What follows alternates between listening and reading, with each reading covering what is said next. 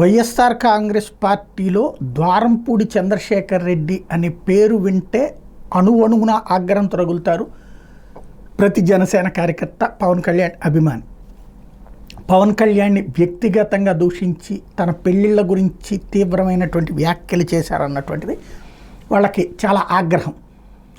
అక్కడ పంతం నానాజీ గెలవటం, రెండో పక్కన ద్వారంపూడిని ఎలా దెబ్బ కొట్టాలి, ఇప్పటికీ సర్వశక్తులు ఒడ్డి దెబ్బ కొట్టడం జరిగింది. అందులో ఒకటి పవన్ కళ్యాణ్ విమర్శించడమే కాకుండా అప్పట్లో జనసేనకు సంబంధించినటువంటి కార్యకర్తల మీదన దాడి, ఇవన్నిటినీ కూడా చాలా సీరియస్గా ఉన్నారు. ప్లస్ గోదావరి జిల్లాల్లో బలమైనటువంటి కాపు సామాజిక వర్గం బలంగా ఉన్నటువంటి ప్రాంతంలో రెడ్డి సామాజిక వర్గానికి సంబంధించిన ద్వారంపూడి సక్సెస్ అవుతూ ఉండటం, అతను ఇక శాశ్వతంగా దెబ్బతినేటటువంటి ఎత్తుగడ నడుస్తోంది. అందులో భాగంగా అతనికి సంబంధించినటువంటి వ్యాపారాలు, ఏదైతే రైస్ ఎక్స్పోర్ట్స్ ఇట్లాంటివి కావచ్చు, లేదంటే కనుక అక్కడ ఉన్నటువంటి చేపల చెరువులకి సంబంధించినటువంటిది కావచ్చు, ఇట్లాంటి వాటన్నిటి మీద చర్యల ద్వారా ప్రభుత్వం వైపు నుండి చేయాల్సినవన్నీ చేసేశారు. ఆర్థిక మూలాలను దెబ్బకొట్టారు.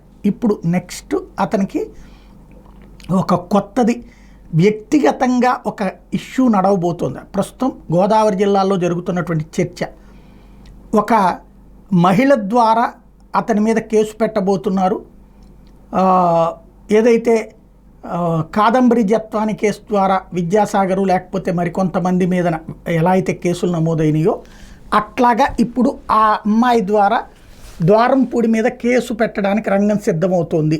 ఒకప్పుడు ద్వారంపూడి వల్ల బాధితురాలు లేదా ద్వారంపూడికి సంబంధించినటువంటి సన్నిహితురాలైనటువంటి అమ్మాయి, ఆ తర్వాత అప్పట్లో వివాదం కూడా తలెత్తితే ఆ తర్వాత దాదాపు 10 సంవత్సరాల నుంచి ఈ దేశంలోనే లేకుండా వెళ్ళిపోయినటువంటి అమ్మాయి తర్వాత వెనక్కి వచ్చింది. తను స్వచ్ఛంద కార్యకర్తగా పనిచేస్తున్నట్టుగా ప్రస్తుతం పబ్లిక్లో తిరుగుతోంది. ఆమె ద్వారా ద్వారంపూడి మీద కేసు పెట్టబోతున్నారు, ద్వారంపూడిని జైలుకి పంపించాలి అన్నటువంటి కసితో కథ నడుస్తోంది అన్నటువంటి చర్చ నడుస్తోంది. రాబోయేటటువంటి రోజులలో ద్వారంపూడిని అయితే అన్ని విధాలుగా అంగబలం అర్ధబలం అన్నిటి దెబ్బతీసి పాపర్గా మార్చాలన్నటువంటి ప్రయత్నం అయితే పతాక స్థాయికి చేరింది. ఏం జరుగుతుందో చూడాలి.